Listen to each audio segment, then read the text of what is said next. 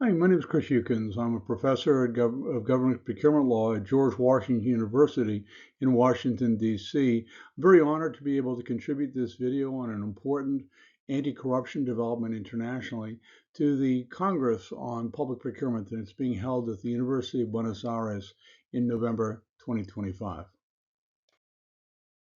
This video will be posted on YouTube. To view this video with Spanish subtitles or in another language on YouTube, you can simply click on Settings in the lower right-hand corner of the YouTube screen and set your preferred language.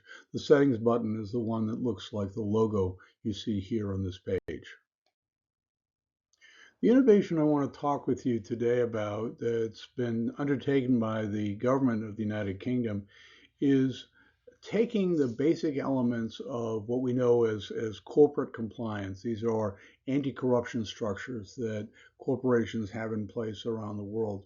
Taking this basic structure of corporate compliance and applying it to the government. It's a very interesting question on whether or not this is possible to do, and if so, how to do it. For many, many years, since corporate compliance became known internationally in the 1990s, private sector actors and people in the public sector as well, policymakers, have asked whether or not, well, now that we have corporate compliance in the private sector, is it possible for public sector agencies to have compliance systems as well? And what's happening in the United Kingdom right now proves the answer to that question, that the answer is yes, that it is possible to have corporate compliance systems or the structures of compliance systems ported over to the government as well. For our agenda today, we're going to be talking about what corporate compliance means internationally. We'll be talking about the United Kingdom's innovation to bring those compliance structures not into a corporation, but rather to have them apply to a government agency or government agencies. In the case of the United Kingdom, it's government-wide. And we'll be talking about why this is such an important innovation internationally in anti-corruption. To understand the British approach, it's important to understand how compliance structures work in general around the world. And here I've got examples from the US under the US sentencing guidelines on the left-hand side. Then the US Federal Acquisition Regulation, the UK Bribery Act of 2010, Argentina's approach to corporate compliance in general, and Brazil's approach to compliance, for example, in the leniency agreements that are negotiated between government agencies in Brazil and contractors that have been accused of corruption. The basic elements are all the same all over the world. The basic elements call first for rules and procedures to be set up, and these have been really called for since the mid-1990s with the U.S. sentencing guidelines, and this is spread around the world. The second element is that leadership at the enterprise has to be knowledgeable, that senior members of the corporation, the senior members of whatever enterprise it is, have to be knowledgeable about what the rules and procedures are and how the compliance system is worked. The third is that the enterprise, the corporation, for example, has to exclude personnel who are risky, because this entire machine, this entire compliance structure is really a risk mitigation structure. So if there are personnel who bring special risks into the company, they have to be excluded. By the same token, the government would logically look to exclude risky personnel as well. There has to be regular training so that line personnel know what it is that they're expected to comply with. There has to be a system of monitoring to make sure that the compliance structure is working as intended. There has to be regular means of evaluating. In the private sector, this is typically done, for example, by an annual audit. An audit firm may offer to assess the compliance system in corporation as well.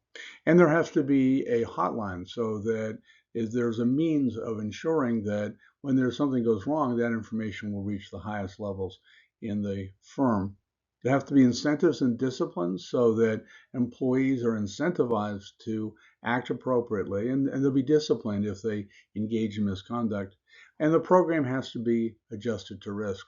Now, it's important to stress that these structures for corporate compliance, or what's known sometimes in procurement in Europe as self-cleaning, these structures for corporate compliance have been adopted all over the world by governments all over the world. And they're the same structure again and again and again. And the reason for that is not just because the different governments are copying each other, but because this is fundamentally a risk mitigation system. It is a logical approach to mitigating legal risks such as the risk of corruption. So this structure has been copied again and again by different governments, by different international bodies like the World Bank and the multilateral development banks, again and again returning the same basic structure. It's kind of a miracle of international parallelism that different systems have taken on the same legal structure.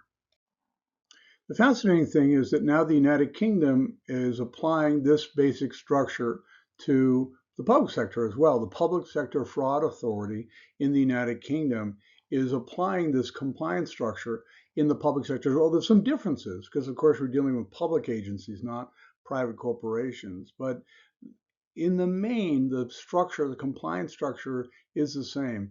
Under this UK initiative, the Public Sector Fraud Authority will be the center of expertise in the UK government for fighting fraud, for fighting corruption. Some of its functions will include doing an initial fraud impact assessment, so doing an initial risk assessment, returning to the structure that we're used to from the private sector compliance efforts.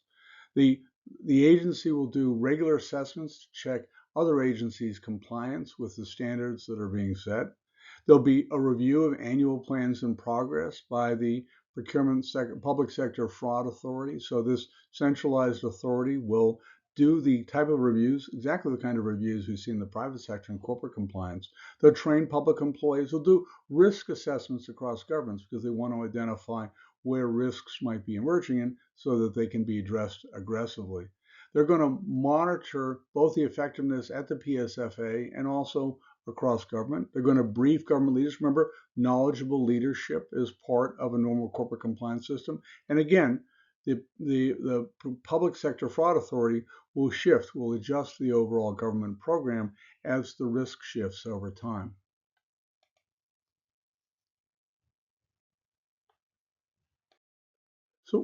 So what we're seeing here in the United Kingdom is a very interesting effort of the Public Sector Fraud Authority to take traditional, really since the 1990s, we've had it for approximately 30 years, a standard approach to corporate compliance, which is spread all over the world, and now applying it to public sector, applying it to public agencies. The United Kingdom, with this innovation, has proven that it's possible to apply these corporate compliance structures equally well to the public sector. If you're interested in learning more about this, please feel free to look up the Public Sector Fraud Authority's training materials. They're at this website here that's linked here from this in the slide.